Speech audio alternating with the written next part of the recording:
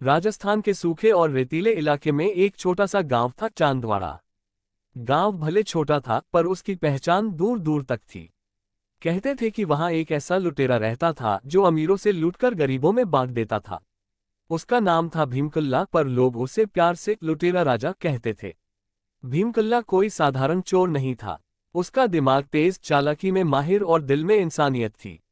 वह कभी किसी गरीब को नहीं लूटता था। उसकी नज़र हमेशा उन अमीरों पर रहती थी जो किसानों से जमीन हड़पते, ब्याज पर ब्याज लगाते और लोगों को गुलाम बनाते थे। शुरुआत की कहानी। भीमकल्ला पहले एक साधारण किसान था। उसके पिता ने जमींदार से कर्ज लिया था, लेकिन फसल खराब होने के कारण कर्ज चुकाया नहीं जा सका। जमींदार ने जब उनके घर की जमीन और मवेशी जब्त कर लिए तो भीमकल्ला के पिता ने अपमान सहते सहते जान दे दी। उस दिन भीमकल्ला के भीतर का इंसान मर गया और एक लुटेरा पैदा हुआ।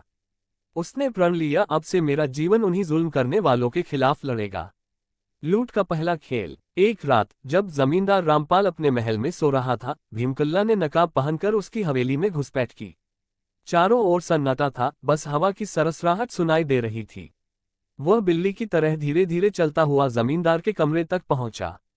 रामपाल की अलमारी में सोने के सिक्कों की थैली रखी थी। भीमकल्ला ने थैली उठाए और साथ ही जमींदार के तकिए के पास एक चिट्ठी छोड़ दी। ग्रेटर देन, ये सोना अब उन किसानों का है जिनका खून तुमने चूसा है। तुम्हारा लुटेरा। सुबह जमींदार के घर में हड़कंप मच गया। उसने सिपाहियों को बुलवाया, पर भीमकल्ला का कोई पता नहीं चला। गांव के गरीबों के घरों में उसी दिन अनाज, कपड़े और कुछ सोने के सिक्के पहुंचे। लोगों ने पहली बार मुस्कुराहट देखी, डर और सम्मान। धीरे धीरे भीमकल्ला का नाम चारों ओर फैल गया। अमीर लोग उसका नाम सुनकर कांप जाते, जबकि गरीब उसे भगवान का रूप मानने लगे। बच्चे उसकी कहानियां सुनकर बड़े होते और औरतें उसके लिए दुआएं मांगती। लेकिन प्रशासन उसके पीछे पड़ गया। राजा ने आदेश जारी किया, जो कोई भी भीमकल्ला को पकड़वाएगा उसे 10,000 स्वर्ण मुद्राएं दी जाएंगी। नायिका का प्रवेश। एक दिन जंगल के किनारे भीमकल्ला घायल अवस्था में पड़ा था।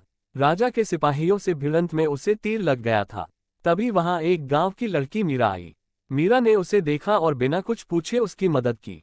उसने अपने घर ले जाकर उसकी मरहम पट्टी की और कई दिनों तक उसकी सेवा की। धीरे धीरे भीमकल्ला और मीरा के बीच एक अपनापन पनपने लगा। मीरा उसकी इंसानियत से प्रभावित थी और भीमकल्ला उसकी सादगी से। एक रात मीरा ने पूछा, तुम ये सब क्यों करते हो? जान का खतरा है, राजा की सेना तुम्हें ढूंढ रही है। भीमकल्ला ने कहा, मीरा, जब कोई अपने हक के लिए आवाज नहीं उठा पाता तो कुछ लोग बागी बन जाते हैं। मैं उन्हीं की आवाज हूं। मीरा के आंखों में आंसू थे। उसने बस इतना कहा, फिर मैं तुम्हारे साथ हूं। आखिरी लूट। एक दिन खबर मिली कि राजा खुद जमींदारों के साथ मिलकर गांव वालों से जबरन टैक्स वसूलने आने वाला है। भीमकल्ला ने तय किया कि यह उसकी आखिरी लूट होगी। उसने अपने साथियों को इकट्ठा किया, रामा, सोहन और फकीरा। रात के अंधेरे में चारों महल की ओर बढ़े।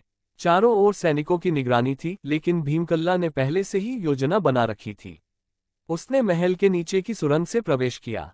भीतर जाते ही उन्होंने सोने के सिक्कों से भरा संदूक देखा, पर तभी पहरेदारों ने उन्हें देख लिया। तलवारें टकराने लगीं, हवा में आग जैसी आवाजें गूंजने लगीं। भीमकल्ला ने बहादुरी से लड़ाई लड़ी, पर सिपाहियों की संख्या ज्यादा थी। रामा और सोहन पकड़े गए, फकीरा घायल हो गया, पर भीमकल्ला ने किसी तरह वह संदूक उठाया और भाग निकला। बाहर मीरा उसका इंतजार कर रही थी। उसने घोड़ा तैयार रखा था। दोनों रात के अंधेरे में भागते रहे, लेकिन पीछे से सैनिक पीछा करते रहे। जंगल के किनारे पहुंचते ही भीमकल्ला ने मीरा को कहा, तुम भाग जाओ, मैं इन्हें रोकता हूं। मीरा चिल्लाए, नहीं, मैं तुम्हें छोड़कर नहीं जाऊंगी। भीमकल्ला मुस्कुराया, अगर मैं बच गया तो लौट आऊंगा, वरना ये सोना गांव वालों में बांट देना। वह तलवार उठाकर सैनिकों की ओर दौड़ा। लड़ाई लंबी चली। आखिरकार भीमकल्ला घायल होकर गिर पड़ा, लेकिन सैनिकों के बीच उसने ऐसी दहशत फैला दी कि कोई उसके पास आने की हिम्मत नहीं कर सका। सुबह जब सूरज उगा तो सैनिकों को वहां सिर्फ खून के निशान मिले, शरीर नहीं। कहा जाता है कि मीरा उसे लेकर कहीं चली गई थी, शायद पहाड़ों में, शायद किसी और गांव में। अंत, लुटेरे की विरासत। वर्षों बाद गांव के लोग हर साल भीमकल्ला दिवस मनाने लगे। उस दिन गरीबों में अनाज बांटा जाता, बच्चे झांकियां निकालते और लोग गाते, ग्रेटर देन। जो लूटा अमीरों को, दिल में गरीबों का दर्द था। वह कोई डाकू नहीं, इंसानियत का मर्द था। लोग कहते हैं, जब किसी गरीब पर अन्याय होता है तो रात के सन्नाटे में कोई नकाबपोश आता है और मदद करके चला जाता है। गांव वाले अब भी मानते हैं वह और कोई नहीं, भीमकल्ला सबसे चालाक लुटेरा है। संदेश: ये कहानी हमें सिखाती है कि न्याय की राह कठिन होती है, पर अगर इरादा सच्चा हो तो अन्याय हमेशा हारता है। भीमकल्ला भले लुटेरा कहलाया, पर उसकी लूट में इंसानियत